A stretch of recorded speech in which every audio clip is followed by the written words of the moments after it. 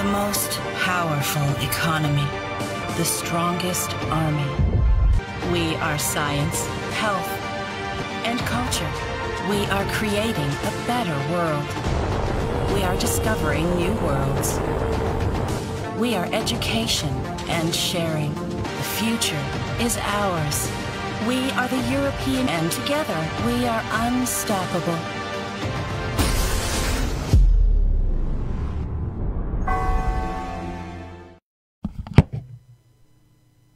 সুপ্রিয় দর্শক, দেশ বিদেশের যে যেখান থেকে দেখছেন সকলকে প্রীতি এবং শুভেচ্ছা জানিয়ে শুরু করছি আপনাদের প্রিয় অনুষ্ঠান, সরাসরি নিয়মিত সাপ্তাহিক আয়োজন টাইমস 24 টিভির বিশেষ আয়োজন ইউরোপ টাইম। দর্শক, বরাবরের মতো আপনাদের সাথে আমি রয়েছি রিয়াজুল ইসলাম কাউসার। দর্শক, আপনারা জানেন যে ইউরোপ টাইমস অনুষ্ঠানের মধ্য দিয়ে আমরা বহির্বিশ্বের তথা প্রবাসীদের বিভিন্ন কমিউনিটির সমস্যা এবং সমাধান তুলে ধরার চেষ্টা করি প্রবাসী কমিউনিটির নতুন প্রজন্মের কথা, এবং তুলে ধরার চেষ্টা করি প্রবাসীদের পরিবার পরিজন কেমন আছে, তাদের সমস্যা সমাধানের কথা। এবং সেই অর্থে আমাদের সাথে যুক্ত থাকেন দুজন অতিথি। আজকেও তার ব্যতিক্রম নয়। দর্শক, আমরা অতিথির সাথে আপনাদের সাথে পরিচয় করিয়ে দেব। দর্শক, আপনাদেরকে বলে রাখি, আমাদের স্কোরে একটি নম্বর দেওয়া আছে, সেই নম্বরে কিন্তু আপনারা সরাসরি কল করে আমাদের অতিথির সাথে কথা বলতে পারেন। দর্শক, আজকে আমরা আপনাদের সাথে উপনীত হয়েছি আমাদের ইউরোপ টাইমস অনুষ্ঠানের 37তম পর্বটি নিয়ে। আশা করব আপনাদের ভালো লাগবে। দর্শক, এই প্রত্যাশা নিয়ে শুরু করছি। প্রথমেই আমরা পরিচয় করিয়ে দিতে চাই আমাদের সাথে যারা রয়েছেন আজকে। দর্শক, আমাদের সাথে যুক্ত আছেন ফকির আল মামুন, আহ্বায়ক, জাতীয় ছাত্র সমাজ, ঢাকা বিশ্ববিদ্যালয়। আপনাকে স্বাগত জানাই ফকির আল মামুন ইউরোপ টাইমসে। আপনি কেমন আছেন?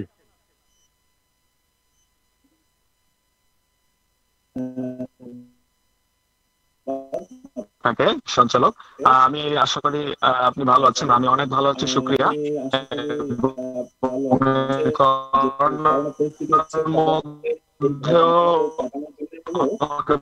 ভালো থাকতে হয়, কারণ হচ্ছে ভয় আতঙ্ক কাটানোর জন্য হলেও আমার চিন্তা করে আমাদের বাস্তবতা জনগণের কল্যাণে, ছাত্রদের কল্যাণে, স্বাস্থ্যদের চিন্তা করে সবসময় ভালো হয় জনগণের কল্যাণে। জি, অসংখ্য ধন্যবাদ। দর্শক শুনলেন, পরিচিত হলাম। আমাদের সাথে যুক্ত আছেন ফকির আল মামুন। এছাড়া আমাদের সাথে যুক্ত আছেন আবু সাইদ লিওন, সদস্য সচিব, জাতীয় ছাত্র সমাজ, ঢাকা বিশ্ববিদ্যালয়। আবু সাইদ লিওন, আপনাকে স্বাগত জানাচ্ছি ইউরোপ টাইমস এর অনুষ্ঠানে। আপনি কেমন আছেন? জি, আলহামদুলিল্লাহ, আমি ভালো আছি। আপনি কেমন আছেন? জি, আলহামদুলিল্লাহ, আমিও ভালো আছি। আশা করব দর্শকরাও ভালো আছেন এবং দর্শকরা আমাদের সাথে যুক্ত থেকে আমাদের সময় দিবেন, এমনটি প্রত্যাশা রেখে অনুষ্ঠান শুরু করব।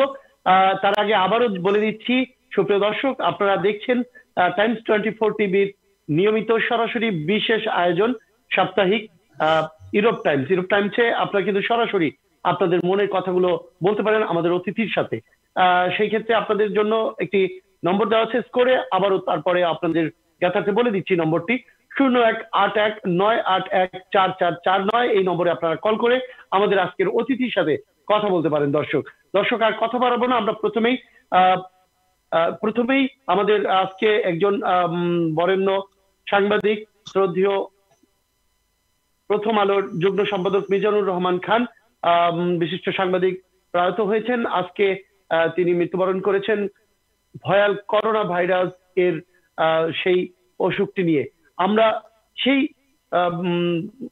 সাংবাদিকের বিদেহী আত্মার মাগফিরাত কামনা করে তার প্রতি শ্রদ্ধা নিবেদন করে আজকের এই অনুষ্ঠান শুরু করছি।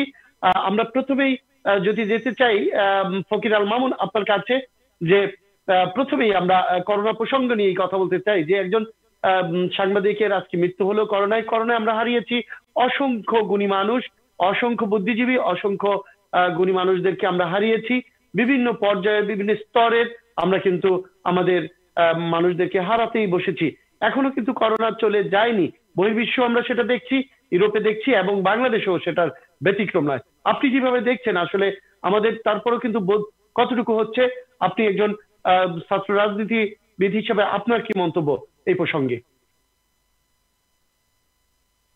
ধন্যবাদ কাউসার ভাই। প্রথমে আমি গভীরভাবে শোক প্রকাশ করছি সাংবাদিক মিজানুর রহমানের এই করোনা আক্রান্ত হয়ে মৃত্যুবরণ করায়। সাংবাদিক মিজানুর রহমানের এই করোনা তথা সারা বিশ্ব আজ এই প্রথম আলোর যুগ্ম সম্পাদক মিজানুর রহমানের মৃত্যুতে একজন নিরপেক্ষ এবং এবং একজন সুদৃষ্টি সম্পন্ন সাংবাদিককে হারালেন। এই এই এই ক্ষতিপূরণ বাংলাদেশ কখনোই শোধরাতে পারবে না। এরকম একজন সাংবাদিক এই বাংলাদেশের মাটি থেকে আজকে উধাও হয়ে গেল এরকম ভয়াবহ করোনার জন্য। এই করোনার মতো মহামারী আমরা যে কোনো ভাবেই যেন কাটিয়ে উঠতে পারি। আমাদের এইরকম জ্ঞানী গুণীজন যারা আমাদের দেশকে সর্বদা বুদ্ধি দিয়ে পরামর্শ দিয়ে আমাদের দেশকে এগিয়ে নিয়ে যাচ্ছেন, এইরকম জ্ঞানী গুণীজনকে যেন আর কখনোই না হারাতে হয়, সৃষ্টিকর্তার কাছে সেই রকম প্রত্যাশা ব্যক্ত করছি। এবং এই মিজানুর রহমান সাংবাদিক, তার জন্য গভীরভাবে শোক প্রকাশ করছি। এবং আমি একজন ছাত্র রাজনীতির পক্ষ থেকে বলতে চাই, সাংবাদিক মিজানুর রহমান সর্বদাই নিরপেক্ষ এবং ছাত্র রাজনীতি এবং 90-এর নির্বাচন, 90-এর পরবর্তী রাজনৈতিক, 90-এর পূর্ববর্তী রাজনৈতিক বিভিন্ন পরামর্শ, বিভিন্ন সঠিক চিত্র সব সময় তুলে ধরতেন, আমরা কলমে পড়তাম। তার মতে এটা কোনোভাবেই আমরা মেনে নিতে পারছি না। জাতীয় ছাত্র সমাজ ঢাকা বিশ্ববিদ্যালয় এবং জাতীয় ছাত্র সমাজ কেন্দ্রীয় নির্বাহী কমিটির পক্ষ থেকে গভীর শোক প্রকাশ করছি এবং তার বিদেহী আত্মার মাগফিরাত কামনা করছি। জি, অসংখ্য ধন্যবাদ। চমৎকার করে আপনি উপস্থাপন করলেন আমাদের শ্রদ্ধেয় মরহুম সাংবাদিক রহমানকে। আমরা এই প্রসঙ্গে একটু শুনবো আবু সাইদ লিওন আপনার কাছে, যে এই যে একজন গুণী সাংবাদিক আজকে মৃত্যুবরণ করলেন করোনা ভাইরাস নিয়ে, তো এই করোনা কি কতটুকু আমরা কাটিয়ে উঠতে পেরেছি? এবং সেকেন্ড ওয়েভেও কিন্তু আমরা দেখছি যে মৃত্যুর হার কিন্তু একেবারে যে থমকে গেছে তা কিন্তু নয়, মৃত্যুর হার চলছেই।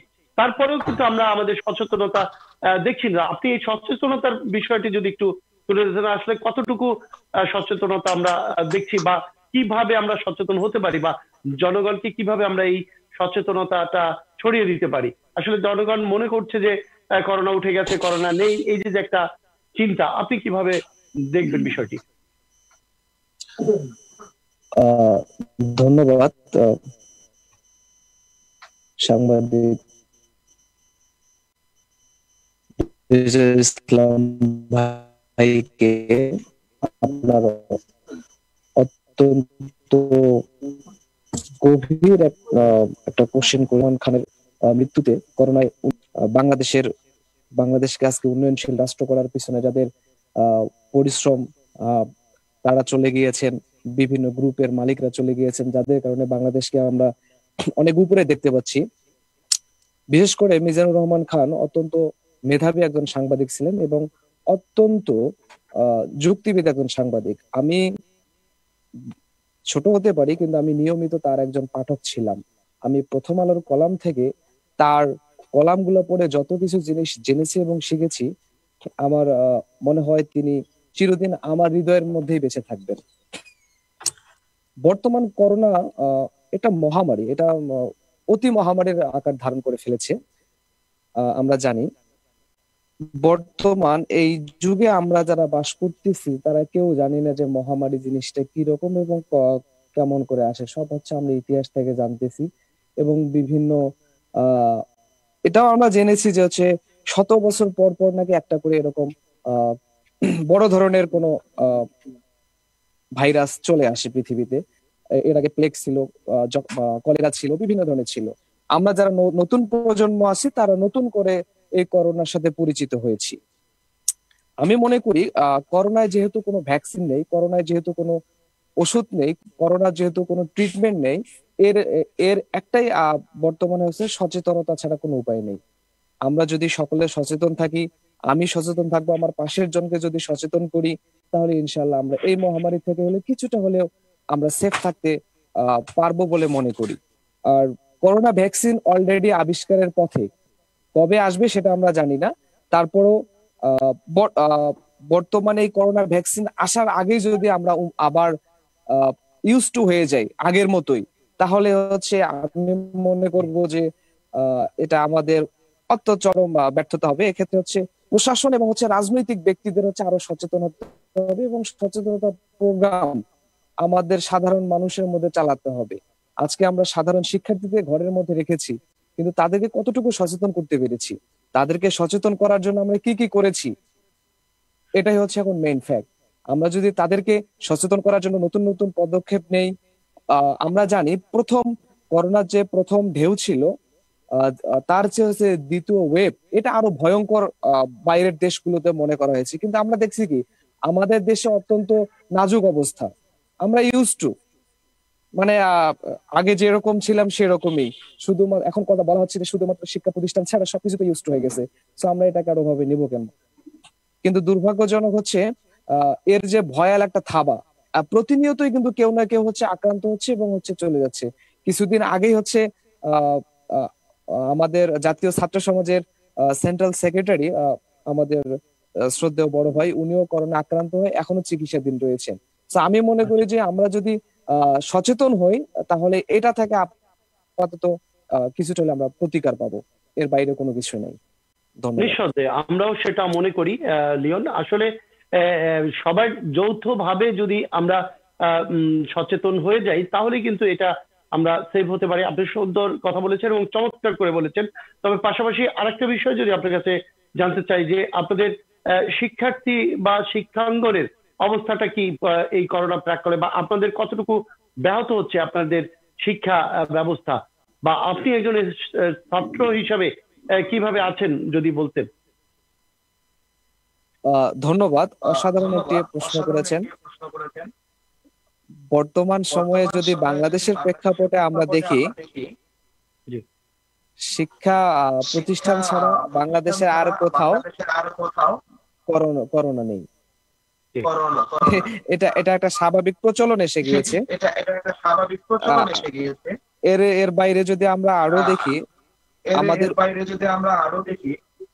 কৃষক, শ্রমিক, দিনমজুর থেকে শুরু করে যারা হচ্ছে উচ্চ পর্যায়ের চাকরিজীবীও রয়েছেন, সরকারি কর্মকর্তা রয়েছেন, সবাই বাইরে, শুধু শিক্ষার্থীরাই হচ্ছে ঘরের মধ্যে। কিন্তু কতটুকুই আমরা, আমাদের শিক্ষা ব্যবস্থা 3টা স্টেপে রয়েছে, প্রাইমারি স্টেপ, মাধ্যমিক স্টেপ এবং উচ্চ শিক্ষা। এখন দেখা গেল আমাদের বর্তমান শিক্ষা ব্যবস্থায় বর্তমান সরকার, আমি মনে করি এটা অদূরদর্শিতা হতে পারে, ওনারা হচ্ছে কি করেছেন, 3টা স্টেপকে একবার স্টপ করে রেখে দিয়েছেন। এটা অত্যন্ত দুঃখজনক। এর জন্য কি হচ্ছে, উচ্চ শিক্ষা যারা শিক্ষিত হতে এসেছেন তাদের গবেষণার কাজ আটকা পড়েছে, অনেকে গবেষণা করতে পারতেছে না, অনেকে দেখা গিয়েছে যে ওর হচ্ছে ইয়ার শেষের দিকে কিন্তু সে শেষ করতে পারতেছে না, নিয়মিত পড়াশোনা করতে পারতেছে না, ঘরের মধ্যে আটকা, সে হচ্ছে অন্য কোনো কার্যক্রমে অংশগ্রহণ সহজে করতে পারতেছে না, কারণ সে এখনো বাইরের লাইফের সঙ্গে ইউজ টু না। আমরা এখনো সবাই হচ্ছে শিক্ষা ক্ষেত্রে, শিক্ষার সাথেই। এক্ষেত্রে আমি আরেকটু বলবো যে হচ্ছে প্রাইমারি লেভেল, যেটা হচ্ছে ছোট ছোট শিশু, তাদেরকে স্টপ রাখা ঠিক আছে, কিন্তু হচ্ছে আমি মনে করি যে উচ্চ শিক্ষায় যারা আছে তাদেরকে স্টেপ বাই স্টেপ শিক্ষা প্রতিষ্ঠানগুলো খুলে দেওয়ার ব্যাপারে সরকারকে আরেকটু আগ্রহী হওয়া দরকার। কারণ করোনা অনেকটা আমরা ইউজ টু হয়ে গিয়েছি, যার কারণে আমি মনে করি যে হচ্ছে উচ্চ শিক্ষার শিক্ষার্থীদেরকে তাদের প্রতিষ্ঠানে যাওয়ার এবং শিক্ষাগুরু যারা আমাদের শিক্ষক রয়েছেন তাদের সঙ্গে দেখা করার, তাদের কাছে সবক নেয়ার, তাদের কাছে বিভিন্ন ধরনের কি বলবো যে টিপস নেয়ার, পরামর্শ এটা নেয়ার সুযোগ করা দরকার। স্পেশালি আমি যদি ঢাকা বিশ্ববিদ্যালয়ের কথা বলি, বাংলাদেশের গণতন্ত্র বলেন, শিক্ষা বলেন, উন্নয়ন বলেন, সবকিছুর সূতিকাগার হচ্ছে ঢাকা বিশ্ববিদ্যালয়। কিন্তু দীর্ঘ 10 মাস থেকে ঢাকা বিশ্ববিদ্যালয় পুরোপুরি অকার্যকর হয়ে আছে, যেটা হচ্ছে সাধারণ শিক্ষার্থী থেকে শুরু করে কেউ মেনে নিচ্ছে না। এক্ষেত্রে সরকারকে আরো একটু আগ্রহী হতে হবে। আমরা জানি যে শীতকালীন সময়ের জন্য শুধুমাত্র বন্ধ করে রাখা হয়েছিল শিক্ষা প্রতিষ্ঠান, বলছে যে স্টেপ বাই স্টেপ খুলে দেওয়া হবে, কিন্তু তার কোনো লক্ষণ দেখতেছি না। আর এই ভ্যাকসিন যে কবে আসবে, ভ্যাকসিন যে আমরা কবে পাবো, তার কোনো সিউরিটি এখনো দিতে পারিনি, কারণ ভ্যাকসিন এখন দোটানার মধ্যে আমরা রয়েছি। এটাই আমি মনে করি যে শিক্ষার্থীদের বিষয়ে আরেকটু সচেতন হওয়া দরকার। তাদের যে মানসিক প্রেশার, এখন আমরা অনেকটাই মানসিক প্রেশারের মধ্যে আছি। আপনি ইতিমধ্যে অনেক, আপনি যেহেতু একজন সংবাদকর্মী, আপনি ইতিমধ্যে অনেক নিউজ দেখবেন যে বিশ্ববিদ্যালয়ের বিভিন্ন শিক্ষার্থীরা আত্মহত্যা করতেছে। এটা হয়তো বা ফ্যামিলিগত কারণ হতে পারে, অথবা মানসিক প্রেশার দেওয়া, অথবা পরিবেশগত কারণে। এটা আমি মনে করি যদি শিক্ষা প্রতিষ্ঠান ধীরে ধীরে খোলে, এটা কমে যাবে। বিভিন্ন শিক্ষার্থী সেটা কিন্তু একটি বিচ্ছিন্ন ঘটনা, কারণ বিভিন্ন জায়গায় কিন্তু প্রবাসীরাও আত্মহত্যা করছে। বিভিন্ন জায়গায় আমরা শুনছি এই বিষয়গুলো।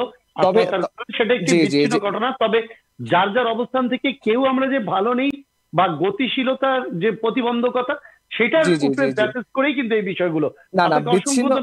আমি আরেকটু বলি, বিচ্ছিন্ন ঘটনা ঠিক আছে, তবে হচ্ছে বিন্দু বিন্দু করে কিন্তু সিন্ধু হয়, এটা মাথায় রাখা দরকার। আজকে আমার দুইজন ছাত্র ভাই বোন হচ্ছে মৃত্যুর মুখে গেল, অথবা কেউ হচ্ছে বাড়িতে হচ্ছে কারোর মাধ্যমে।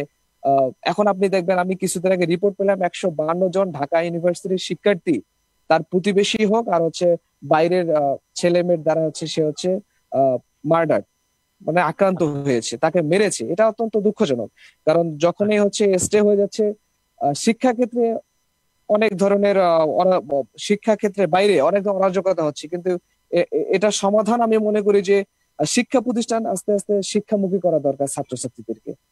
জি, ধন্যবাদ, চমৎকার করে বলেছেন। আমিও সেটা মনে করি। তবে আমাদের অবশ্যই বুঝে শুনে স্টেপ নেওয়া বাঞ্ছনীয়, এটাও আমাদের মাথায় রাখতে হবে। এবং আমরা মনে করি আমাদের বাংলাদেশ সরকার, মাননীয় প্রধানমন্ত্রী চমৎকার করেই হ্যান্ডেলিং করছেন বলে আমরা দেখেছি বিভিন্ন গণমাধ্যমের বদলতে। আপনাকে অসংখ্য ধন্যবাদ। আমরা আবার চলে যেতে চাই ফকির আল মামুন আপনার কাছে। আপনি যদি বলেন যে এই যে লিওন বললেন যে শিক্ষার্থীদের অবস্থাটা কেমন, বেশি একটা ভালো নাই, সেটাই হলো বাস্তব চিত্র। আপনি কিভাবে দেখেন এই বিষয়টি, বা কিভাবে আমরা এই শিক্ষার্থীদেরকে আসলে? ধন্যবাদ কাউসার ভাই। আমি আসলে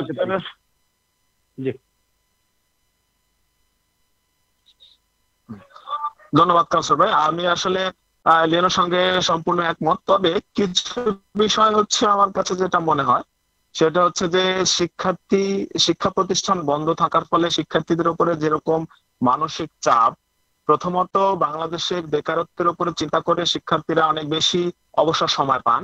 আর যখনই পড়াশোনা বা শিক্ষা কার্যক্রম বন্ধ থাকে, তখন তাদের অবসরের মাত্রাটা আরো অনেক বেশি পড়ে থাকে। আর এই এত বেশি সময় অবসর যখনই থাকে, তখন দেখা যায় যে শিক্ষার্থীদের মধ্যে বিভিন্ন রকমের হতাশা, ডিপ্রেশন চলে আসে। আর এই সমস্ত কারণে তারা যখন তাদের গ্রামের বাড়িতে বা নিজ নিজ বাড়িতে অবস্থান করেন, তারা তাদের আত্মীয় স্বজন বা পাড়া প্রতিবেশী বা সমাজের অন্যান্য সকল সদস্যদের সঙ্গে টুকটাক কথা কাটাকাটি হয়ে থাকে। এর ফলে দেখা যায় রাহাজানি, এর ফলে দেখা যায় যে হত্যার হুমকি, অ্যাটেম্পট টু মার্ডার, এবং আরো অনেক অনেক বড় বড় ধরনের অ্যাক্সিডেন্ট বা দুর্ঘটনা হয়ে থাকে। এই দুর্ঘটনাগুলো কমানোর জন্য আমাদেরকে অবশ্যই শিক্ষা কার্যক্রমের সঙ্গে সকল শিক্ষার্থীকে কিভাবে সংশ্লিষ্ট করা যায় এবং সর্বোচ্চ লেভেলের সংশ্লিষ্টতা করা যায় কিভাবে, সেরকম ব্যবস্থা যদি শিক্ষা প্রতিষ্ঠান নিত, আমার মনে হয় শিক্ষা প্রতিষ্ঠান তার দায়িত্ব সঠিকভাবে পালন করা হতো এবং শিক্ষার্থীরাও অনেক বেশি ভালো থাকতো। একটা করোনা পরিস্থিতি সারা বিশ্বেই একটা ভয়াবহ প্যান্ডেমিক। এই প্যান্ডেমিকের মধ্যে সব মাননীয় প্রধানমন্ত্রী জননেত্রী শেখ হাসিনা সে তার সিদ্ধান্ত অনুযায়ী শিক্ষা প্রতিষ্ঠান বন্ধ রাখছেন, সত্যি কথা। কিন্তু শিক্ষার্থীরা যে কি করে সময় কাটাচ্ছেন, তাদের অবসর সময়টা কিভাবে কাটছেন, সেরকম কোনো ব্যবস্থা করা হয় নাই। যার ফলে দেখা যাচ্ছে শিক্ষার্থীদের মধ্যে অনেক রকমের দুর্ঘটনা, অনেক রকমের ডিপ্রেশন চলে আসছে, অনেকে আত্মহত্যার পথ পর্যন্ত বেছে নিচ্ছে। যেটা আমরা দেখি যে কাজ থেকে অবসর থাকলেও যেটা হয়, আমার প্রবাসী শ্রমিক ভাইয়েরাও আমার প্রবাসী শ্রমিক ভাইয়েরা এরকম রকমের আত্মহত্যার পথ বেছে নিচ্ছেন। কারণ তাদের কাজ নাই, তারা কি করে জীবিকা নির্বাহ করবে, কি করে তারা তাদের গ্রামের সংসার চালাবেন, এই সমস্ত অনেকগুলো বিষয় চলে আসে। কিন্তু যখন আমার দেশীয় শিক্ষা প্রতিষ্ঠানগুলো যখন বন্ধ থাকে, তখন শিক্ষার্থীরা এই ভয়াবহ প্যান্ডেমিকের সাথে সাথে তাদের অবসর সময়ের একটা ভয়াবহ আক্রমণাত্মক পরিস্থিতির মধ্যেও তাদের যেতে হয়। তারা দেখা যায় যে তাদের এই পরিস্থিতির মধ্যে যাওয়ার ফলে, অবসর সময় থাকার ফলে তারা তাদের ডিপ্রেশনটা বেশি হয়ে যায়, তারা আত্মহত্যার পথ বেছে নেয় এবং কি এমনকি পড়াশোনা কার্যক্রম থেকে অনেকে বিচ্ছিন্ন হয়ে যায়। আপনি শিক্ষার্থী আবার পড়াশোনায় রিটার্ন করতে তাদের একটু হোঁচট খেতে হবে। এই পরিস্থিতি যেন কোনোভাবেই সৃষ্টি না হয়, কারণ শিক্ষা প্রতিষ্ঠান আমার দেশের ভবিষ্যৎ প্রজন্ম তৈরি করছে, আমার দেশের মানুষ তৈরি করছে। আমার ভবিষ্যৎ বাংলাদেশ কিভাবে পরিচালিত হবে সেটা নির্ভর করছে এই বর্তমান শিক্ষার্থীদের উপর, বর্তমান শিক্ষা প্রতিষ্ঠানের উপর। এই যে বিষয়গুলো, এই বিষয়গুলো কিন্তু সত্যি শিক্ষা প্রতিষ্ঠানকে এবং একই সঙ্গে সরকারকেও চিন্তা করতে হবে। দেখা যাচ্ছে যে সেশন জট এত বেশি রকমের বেঁধে যাচ্ছে, এই সেশন জট কি করে একজন শিক্ষার্থী রিকভার করবেন? শিক্ষার্থী কি এই ঘরে বসে বসে তার সেশন জট রিকভার করতে পারছেন? কোনোভাবেই পারছেন না। বিশ্ববিদ্যালয়গুলো অনলাইন ক্লাস, প্রান্তিক শিক্ষার্থীরা, আমাদের দেশের প্রান্তিক অঞ্চলের শিক্ষার্থীরা কখনোই অনলাইন ক্লাসের মধ্যে সংযুক্ত হতে পারছে না। এর ফলে যেটা এখন চলছে, কিন্তু তারা শিক্ষা থেকে বঞ্চিত, কিন্তু তারা টিচারদের, প্রফেসরদের পরামর্শ বা ডিপার্টমেন্টের শিক্ষকদের পরামর্শ থেকে তারা বঞ্চিত। তাদের ক্লাস নোট প্রোভাইড করতে পারছে না, কারণ ইন্টারনেট জটিলতার কারণে, নেটের স্পিডের কারণে, দেশের বিভিন্ন প্রান্তে 4G নেটওয়ার্কের অব্যবস্থাপনার কারণে, সরকারি সিমের নেটওয়ার্কের অব্যবস্থাপনার কারণে, আবার নেটের প্রাইস হওয়ার ফলে যেটা দেখা যাচ্ছে যে শিক্ষার্থীরা সেই অনলাইন ক্লাসের মধ্যে ঢুকতে পারছে না। এর ফলে কিন্তু ঠিকই হচ্ছে। জি, অসংখ্য ধন্যবাদ ফকির আল মামুন। আমার ঢাকা যে আমরা ফকির আল মামুন, আমরা আবার আসছি আপনার কাছে। আমরা আপনাকে ক্লিয়ার শুনতে পাচ্ছি না ফকির আল মামুন। শিক্ষার্থীরা ঠিকই আবাসিক ফি দিয়ে যাচ্ছে, সবকিছু দিয়ে যাচ্ছে, কিন্তু তাদের পাচ্ছে না। ঢাকা বিশ্ববিদ্যালয়, জি, আমরা আবার আসবো আপনার কাছে ফকির আল মামুন। আমরা একটু কম শুনছি আপনাকে, আমরা আবার আসবো। আপনি চমৎকার করে বলেছেন যে আসলেই থমকে যাচ্ছে আমাদের শিক্ষার্থীরা শুধু নয়, আমাদের প্রবাসীরাও সাথে সাথে, এবং কায়িক পরিশ্রমের যেসব মানুষগুলো রয়েছিল তারাও কিন্তু বিব্রতকর অবস্থায় আছে। যদিও এখন কিছুটা শিথিলতা অবস্থায় আছে, কিন্তু তারপরেও ভয় কিন্তু কাটেনি। আমরা মনে করি শিক্ষার্থীরা আবার স্বাভাবিক জীবনে ফিরে যাবে, টিকাটা বের হলেই, টিকাটা এসে গেলেই কিছুটা হলেও আমরা মনে করি যে শিথিলতা আসবে, এমনটি প্রত্যাশা রাখছি। আপনাকে অসংখ্য ধন্যবাদ ফকির আল মামুন। আমরা আবার একটু চলে যেতে চাই আবু সাইদ লিওন আপনার কাছে। আবু সাইদ লিওন, আপনার কাছে যদি আমরা জানতে চাই যে এই যে প্যান্ডামিক সময়টা দীর্ঘ 10 মাস ধরে চলে যাচ্ছে, সেই প্যান্ডামিক সময়টা আপনাদের জীবনযাত্রা কিভাবে কেটেছিল? এবং আপনারা অনেকেই, আমি নিজেও খুব আতঙ্কে একদম মানে অস্থির হয়ে গিয়েছিলাম যে বাঁচবো কিনা, তাও কিন্তু ভাবতেছিলাম যে আসলে কি আল্লাহ আমাদেরকে বাঁচিয়ে রাখবে কিনা। তো তারপরেও আমরা সেই মহামারী কিছুটা হলেও কাটিয়ে উঠতে পেরেছি। বাংলাদেশে কিছুটা হলেও সেটার প্রভাব থেকে আমরা কাটিয়ে উঠতে পেরেছি, যদিও বহির্বিশ্বে এখনো কিন্তু সেই প্রভাবটি তুঙ্গে রয়েছে, সেটা আমরা দেখছি। আমরা বলবো যে বাংলাদেশে শীত প্রধান নয়, বিশেষ কারণে আমরা হয়তো বা একটু সেফ আছি। তবে আপনি কিভাবে কাটিয়েছিলেন সেই ঘটনার, যে সেই আপনি একটু বলতেন আমরা দর্শকদের জন্য, আমাদের শিক্ষার্থীরা কেমন ছিল? ধন্যবাদ আপনাকে। করোনাকালীন সময়ের কথা শুনতে চেয়েছেন, এটা অনেক বড় একটা এক্সপিরিয়েন্স, অনেক অনেক ঘটনা। আমি হালকা করে দু একটি বলবো। করোনা আমরা আগে কেউ পরিচিত না, হুট করে করোনা আসলো।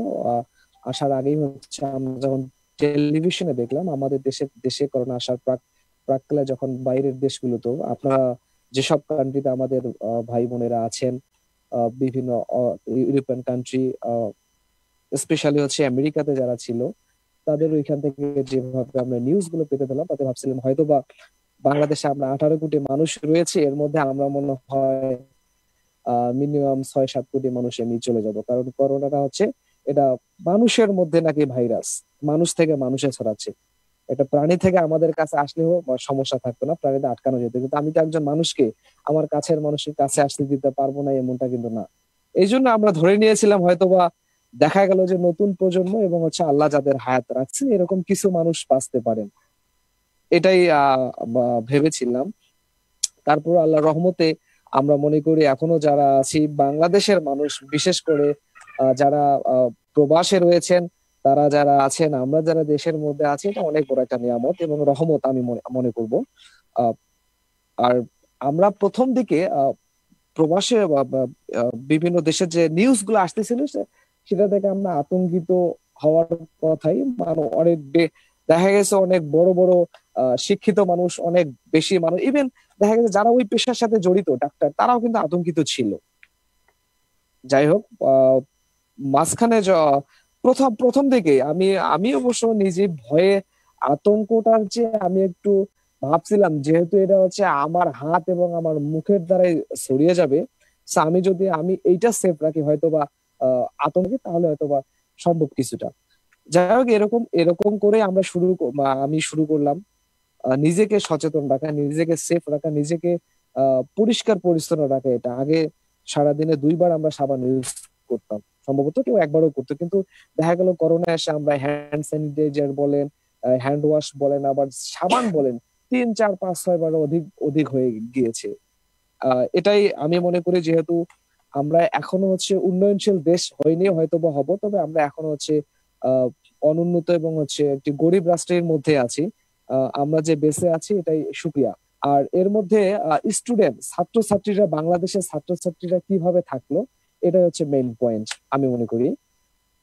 দেখা গিয়েছে করোনা আসার প্রাককালে বাংলাদেশের অধিকাংশ মানুষ তার কায়িক শ্রমের উপর নির্ভরশীল, হয় সে গার্মেন্টস শ্রমিক অথবা সে কৃষি শ্রম এগুলোর উপর নির্ভরশীল। আর এই করোনা আসার প্রাককালে প্রায় 3 মাস 4 মাসের মতো প্রথম দিকের যে স্টেপটা ছিল, প্রথম ফার্স্ট ওয়েভে দেখা গিয়েছে ম্যাক্সিমাম আমাদের কর্মচারী যারা কায়িক শ্রমে নির্ভরশীল, তারাই বেকার ছিল, তাদের কিন্তু কোনো কর্মসংস্থান ছিল না, এবং তাদের পরিবারগুলো সবচেয়ে কষ্টে ছিল। হয়তোবা যারা সরকারি চাকরিজীবী আছেন, যারা এই অনুষ্ঠানটা দেখতেছেন অথবা শুনতেছেন, তারা হয়তোবা কিছুটা ছেড়ে ছিল, কিন্তু তাদের মধ্যে আতঙ্কটা ছিল। কিন্তু একদিকে আমাদের শ্রমিক ভাইরা যারা ছিল, যারা কায়িক, স্পেশালি যারা নিম্ন মধ্যবিত্ত, একদিকে তাদের একটা আতঙ্ক, দ্বিতীয়ত পেটে ক্ষুধা। এই দুইটা মিলেই দেখা গিয়েছে অনেকে ঘরে বসে মরার চেয়ে রাস্তায় গিয়ে মরার জন্য সে বের হয়ে গিয়েছিল দুমুঠো জোগাড় করার জন্য। হয়তোবা অনেক যারা বিশেষ করে প্রশাসন, মাননীয় প্রধানমন্ত্রী জননেত্রী শেখ হাসিনা করোনায় যেভাবে মানুষের দ্বারে দ্বারে প্রশাসনকে পৌঁছায় দিয়েছে, এটা বাংলাদেশের নজিরবিহীন, এটা ইতিহাস হয়ে থাকবে। কারণ আমি দেখেছি আমার নিজের এলাকায় ডিসি থেকে শুরু করে ইউনো প্রতিটা তারা চেষ্টা করেছে, জনপ্রতিনিধির মাধ্যমে হোক আর নিজে থেকে হোক, প্রতিটা পরিবারের খোঁজ খবর নেয়ার জন্য কার কতটুকু আছে, এবং ইভেন তারা সচেতনতা চালিয়ে গিয়েছে। এক্ষেত্রে দেখা গিয়েছে এই শ্রেণীটা আমরা কারোর কাছে চাইতেও পারি না, কারোর কাছে নিতেও পারি না। এই শ্রেণীটা সবচেয়ে বেশি সমস্যায় ছিল, বিশেষ করে যারা শিক্ষার সঙ্গে সংশ্লিষ্ট ছিল। আমি নিজেও আমার ঢাকা ইউনিভার্সিটির প্রায় 57 জন ছেলে মেয়েকে যতটুকু পারি, যেভাবে পারি, যার কাছ থেকে পারি, আমি সহযোগিতা করার চেষ্টা করেছি,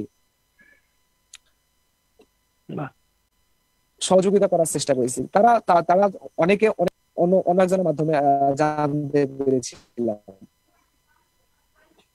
জি, হ্যাঁ, তারপরও আমরা চেষ্টা করেছি তাদেরকে পারি। ইভেন এমন ফ্যামিলি ছিল যার যে বাবা অসুস্থ, তার বাবা যে ওষুধ কিনবে সে টাকাটাও ছিল না, তাদেরকে হেল্প করার চেষ্টা করেছি। তারা চক্ষু লজ্জার কারণে কারোর কাছে চাইতে পারে না, এটা এটা এটা আমাদের বোঝার ইয়ে ছিল। আমরা সবকিছু সবাইকে বলতে পারি না। আমি 57 জন ঢাকা ইউনিভার্সিটির এবং হচ্ছে এই এলাকার অনেক পরিবারকে জনপ্রতিনিধিদের মাধ্যমে আমি নিজেই হচ্ছে আমার যে এলাকার যে ইউনো ছিল, আহ, অত্যন্ত ভালো মানুষ ছিলেন, তার মাধ্যমে প্রায় হচ্ছে অনেক পরিবারকে সহযোগিতা করেছি। এভাবেই দেখা গিয়েছে যারা 3 বেলা খেত তারা 2 বেলার মতো খেয়েছে। আর এক্ষেত্রে আমি যেহেতু একজন ছাত্র মানুষ, আমি আমি এটা দৃঢ়ভাবে বিশ্বাস করি যে হচ্ছে অনেক ছাত্র ছাত্র তার হচ্ছে সে ঢাকা ইউনিভার্সিটির হোক আর যে কোনো ইউনিভার্সিটির হোক, যে কোনো প্রতিষ্ঠানের হোক, সে করোনাকালীন সময়ে যখন হচ্ছে চলতে পারেনি তখন সে নিজের হাতে পরিশ্রম করে নিজে উপার্জন করার চেষ্টা করেছিল। এটাই এভাবেই জি চলছে, এভাবেই চলছে এখন পর্যন্ত অনেক ছেলে মেয়ে হচ্ছে যারা আমরা দেখছি যারা ছোটখাটো কোম্পানিতে চাকরি বাকরি করে জীবিকা নির্বাহ করতো, তারাও কিন্তু এখনো বেকার আছে। এদের কি হবে? এদের জন্য আমরা কি করতে পারছি? জি সবকিছু এই যে মিলেই হচ্ছে আপনারা বাংলাদেশের এই মানুষ। যে আপনারাও স্টুডেন্ট, এখনো বের হননি, আপনারাও তো ঘরবন্দি অবস্থায় এখনো রয়েছেন, কিভাবে চলছেন এটা সবার কাছেই অবশ্যই প্রশ্ন রয়ে যায় যে এই ছাত্রদের অবস্থাটা কিভাবে কাটছে। অভিভাবকরাও কিন্তু পেরেশানির মধ্যে আছে। বিশেষ করে আমাদের কৃষি প্রধান দেশ, সেই কৃষকের ছেলেরাও কিন্তু এখানে পড়াশোনা করতে আসছে। সেই কৃষকটি কিভাবে তার ছেলেকে পড়াশোনার জন্য হেল্প করতে পারছে, কতটুকু, এটাও কিন্তু প্রশ্ন রয়ে যায়। আমরা একটু ফকির আল মামুনের কাছে যেতে চাই যে এই প্রসঙ্গে ফকির আল মামুন, আপনাদের সংগঠনের পক্ষ থেকে কিভাবে আপনারা এই কতটুকু পাশে দাঁড়াতে পেরেছিলেন, সেই অভিজ্ঞতাটা কেমন ছিল যদি একটু আমাদেরকে শেয়ার করতেন।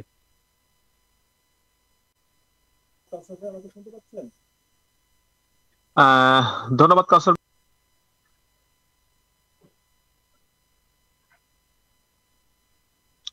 আমাকে শুনতে পাচ্ছেন? জি জি কাউসার ভাই, আমাকে শুনতে পাচ্ছেন?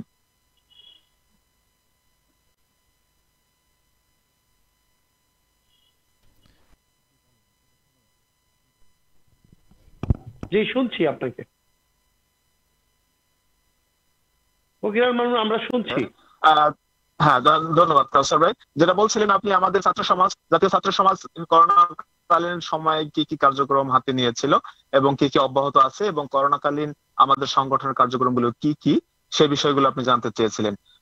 বিষয়টা হচ্ছে, প্রথমে যখন করোনাটা আসলো, করোনাটা যখন শুরু হলো, শিক্ষা প্রতিষ্ঠান বন্ধ হয়ে গেল, শিক্ষার্থীরা তাদের গ্রামের বাড়িতে চলে গেল। শিক্ষার্থীদের গ্রামের বাড়িতে যাওয়ার পরে শিক্ষার্থীরা তাদের অর্থনৈতিক পদ যখন বন্ধ হয়ে যায়, তখন তাদের অভাব অনটন দেখা দিয়েছে। তখন জাতীয় ছাত্র সমাজ কেন্দ্রীয় পরিষদ কর্তৃক অনেক কার্যক্রম হাতে নিয়েছে। প্রথমত দেখা গিয়েছে যে কৃষকরা তাদের ক্ষেতের ফসল বিক্রি করতে পারছে না। আমাদের জাতীয় ছাত্র সমাজের কেন্দ্রীয় সেক্রেটারি আল মামুন ভাই, তিনি ক্ষেতের ফসল কৃষকদের কাছ থেকে কিনে কিনে তারা ছাত্রদের বাসায় পৌঁছে দিয়েছে, গরিব পরিবারের কাছে পৌঁছে দিয়েছে তাদের দুমুঠো আহার জোগাড় করার জন্য। আবার আমাদের কেন্দ্রীয় জাতীয় ছাত্র সমাজ কেন্দ্রীয় পরিষদের সভাপতি ইব্রাহিম খান জুয়েল, তিনি তার এলাকায়, মানে ঢাকাস্থ যত শিক্ষার্থী পরিবার আছে ঢাকার তার আশেপাশে, বাড়ির আশেপাশে, তাদেরকে বাজার থেকে সবজি কিনে তাদের সবজিগুলো ভাগ বাটোয়ারা করে একটা পরিবারের জন্য উপযুক্ত কয়েকদিনের আহার যতটুকু হয় ওই সমপরিমাণ আহার বা সমপরিমাণ সবজি, সমপরিমাণ খাদ্যশস্য তারা বাসায় পৌঁছে দিয়েছে। এমনকি দেখা যাচ্ছে যে করোনার মধ্যে আমাদের যখন ঈদ উল ফিতর আসলো, আমাদের ঈদ আসলো, আনন্দের দিন, তখন আমাদের জাতীয় ছাত্র সমাজ কেন্দ্রীয় পরিষদ থেকে এবং জাতীয় ছাত্র সমাজ ঢাকা বিশ্ববিদ্যালয়ের পরিষদ থেকে অনেক শিক্ষার্থীর নতুন জামা কাপড় কেনার সামর্থ্য নাই, তাদেরকে সেই জামা কাপড় কেনার ব্যবস্থা করে দিয়েছেন। শিক্ষার্থীদের বাসায় যেন একটু আহারের ব্যবস্থা হয় সেরকম ব্যবস্থা করেছেন। এমনকি ঢাকা বিশ্ববিদ্যালয়ের টিএসসি এলাকায় শিক্ষার্থীদের পথ শিশুদের, বিশেষ করে শিক্ষার্থী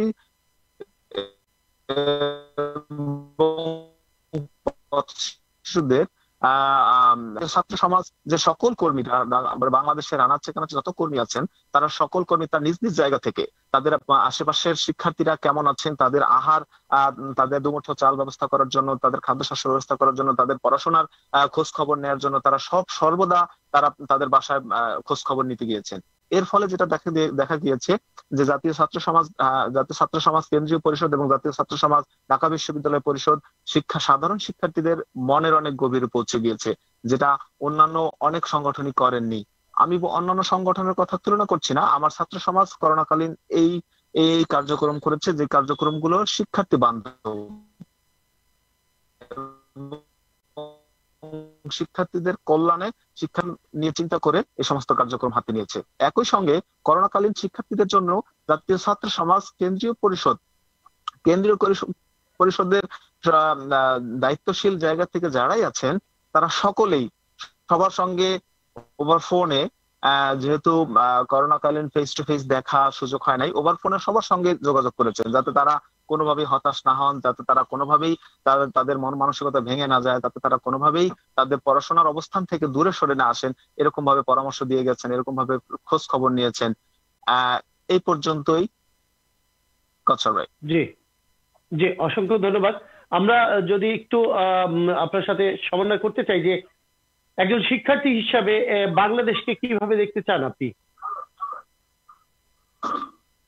হ্যাঁ, একজন শিক্ষার্থী হিসাবে আমি বাংলাদেশকে একটা বিশ্বের মধ্যে মডেল হিসেবে দেখতে চাই।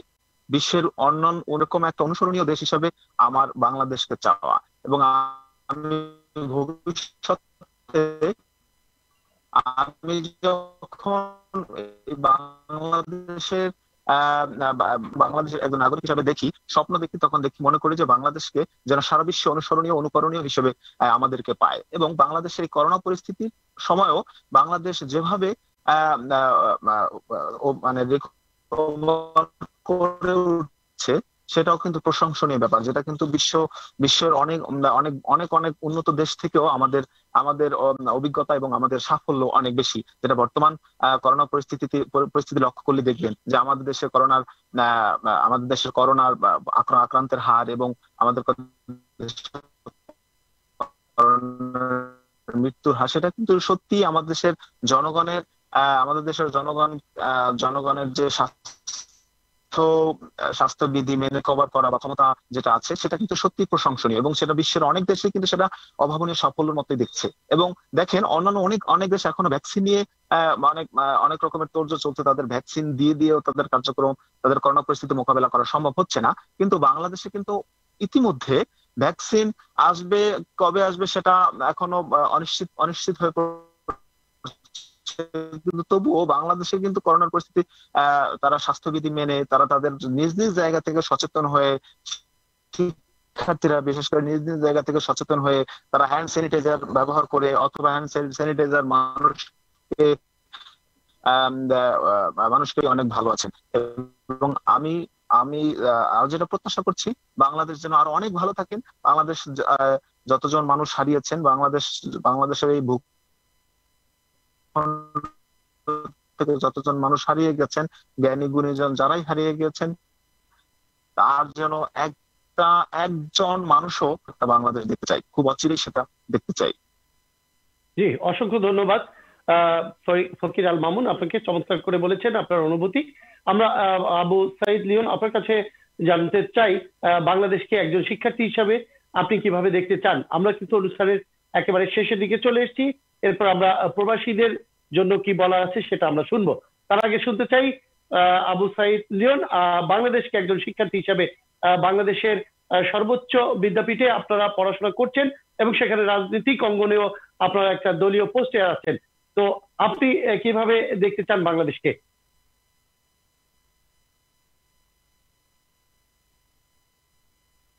লিওন শুনতে পাচ্ছেন আমাকে? লিওন, মাইক্রোফোনটা অন করে নিতে হবে। জি, শুনতে পাচ্ছি। জি শুনতে পাচ্ছি।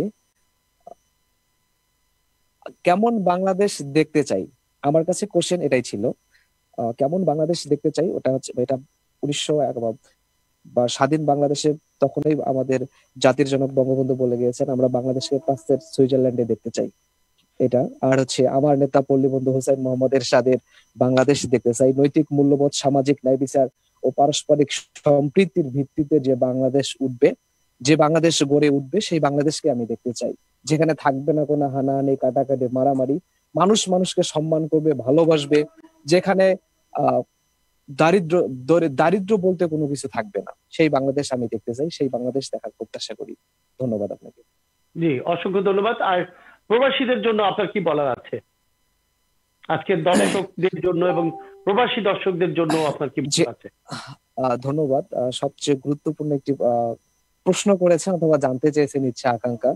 আমরা যে আজকে কথা বলতেছি সেটা হচ্ছে প্রবাসীদের একটি চ্যানেল। বাংলাদেশে দুই ধরনের যোদ্ধা রয়েছেন। একটা গ্রুপকে আমরা বলি মুক্তিযোদ্ধা, যারা দেশকে স্বাধীন করেছেন, আর একটা গ্রুপ হচ্ছেন রেমিটেন্স ফাইটার, প্রবাসী যোদ্ধা, যারা হচ্ছে দেশের উন্নয়নে সার্বক্ষণিক নির্লস পরিশ্রম করে যাচ্ছেন।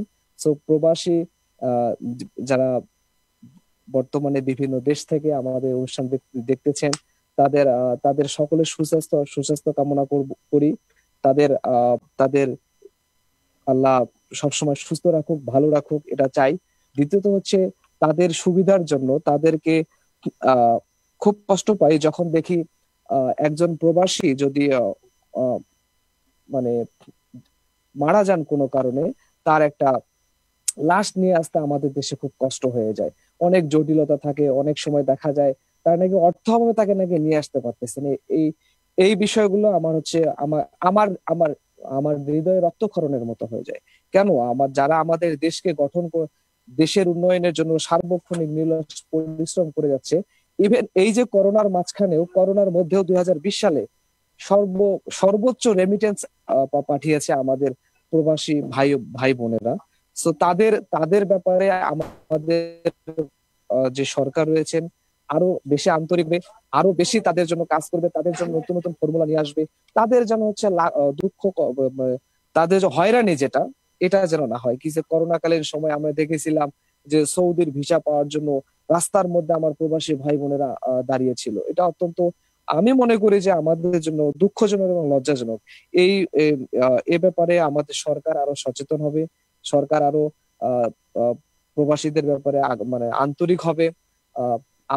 আমি আমার পল্লীবন্ধু হোসেন মোহাম্মদ এরশাদ, আমার নেতার কথা বলতে চাই, যিনি প্রবাসীদের ব্যাপারে সার্বক্ষণিক এবং সবসময় আন্তরিক ছিলেন, এবং তিনি হচ্ছে প্রবাসীদের কল্যাণে, প্রবাসীদের সুবিধার জন্য বয়েসেল গঠন করেছিলেন আমার নেতা পল্লীবন্ধু হোসেন। সেরা যেন তাদের নিজের দেশে যথেষ্ট সম্মান পায়, তাদেরকে যেন শ্রদ্ধা করা হয়, তাদেরকে যেন সবাই ওই যোদ্ধার চোখেই দেখে। দেশ গঠনে দেশ গঠনে যে তাদের যে ভূমিকা, সেই সম্মানের চোখে যেন দেখে। ধন্যবাদ। শেষ করছি। অসংখ্য ধন্যবাদ লিওন, আপনাকে চমৎকার করে বলেছেন। প্রবাসীদের ভাবনা আপনার বুকে লালন করেন, এই জন্য আমরাও কৃতজ্ঞতা জানাচ্ছি প্রবাসীদের পক্ষ থেকে। আমরা অনুষ্ঠান শেষ করব, তার আগে আমরা একটু যেতে চাই ফকির আল মামুন, আপনার কাছে শেষ বক্তব্য নিব। প্রবাসীদের জন্য আপনার কি বলার আছে এবং আজকের ইউরোপ টাইমসের দর্শকদের জন্য আপনার কি বলার আছে, ফকির আল মামুন?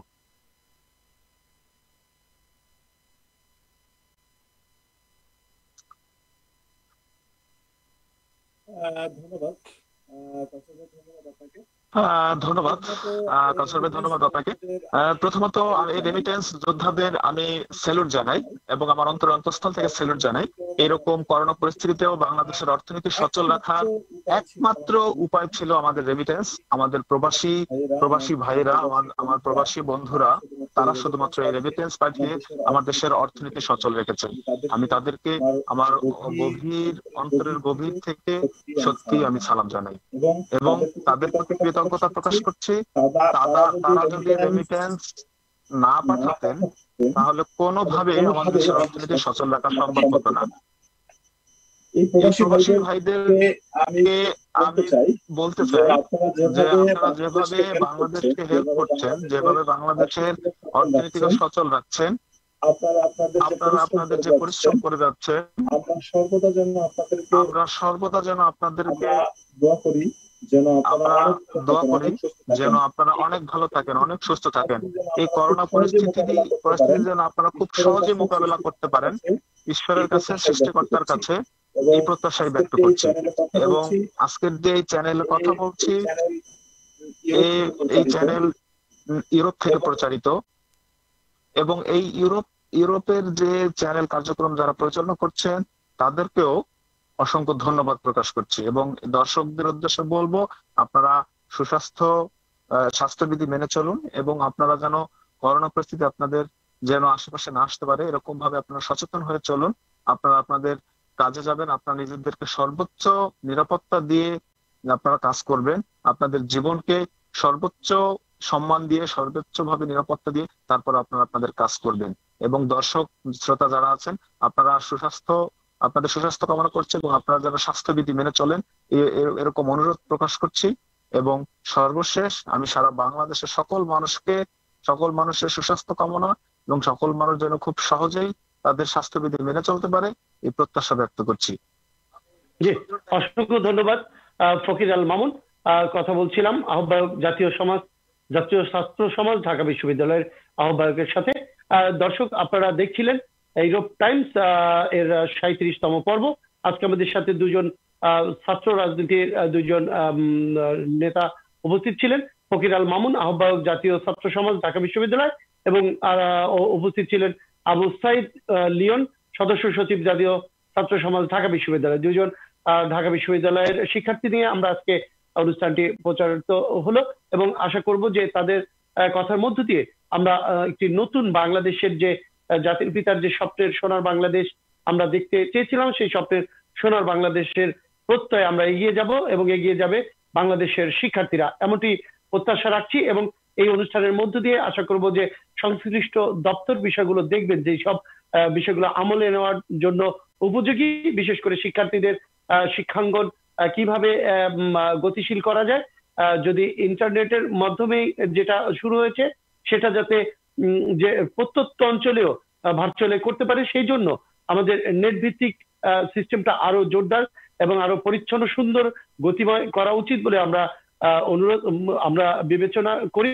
এবং আমরা মনে করি যে এই সব বিষয়টি সরকার এবং সংশ্লিষ্ট দপ্তর আমলে নিয়ে ব্যবস্থা গ্রহণ করবেন, তাহলে কিন্তু শিক্ষার্থীরা ভার্চুয়ালিও এগিয়ে যেতে পারবে বলে বিশ্বাস করি। এই প্রত্যাশা রেখে আগামী অনুষ্ঠান দেখবার আমন্ত্রণ রেখে সকলের কাছে বিদায় নিচ্ছি। সে পর্যন্ত আপনারা ভালো থাকবেন, সুস্থ থাকবেন, সুন্দর থাকবেন, এবং যে যেই দেশেই আছেন সেই দেশের স্বাস্থ্যবিধি মেনে চলবেন, এবং ঘরের বাইরে গেলে অবশ্যই মাস্ক পরবেন, কেননা টিকা নেওয়ার আগ পর্যন্ত মাস্ক এবং নিরাপদ দূরত্ব বজায় রাখাই এবং ঘন ঘন হাত ধোয়াই কিন্তু টিকার মতো উপকারী বিষয় বলেই স্বাস্থ্য সংশ্লিষ্টরা এখন পর্যন্ত বলে যাচ্ছেন। আপনাদেরকে সকলকে শুভরাত্রি জানিয়ে বিদায় নিচ্ছি। আল্লাহ হাফেজ, আসসালামু আলাইকুম। দাম দিয়ে কিনেছি বাংলা, কারোর দানে পাওয়া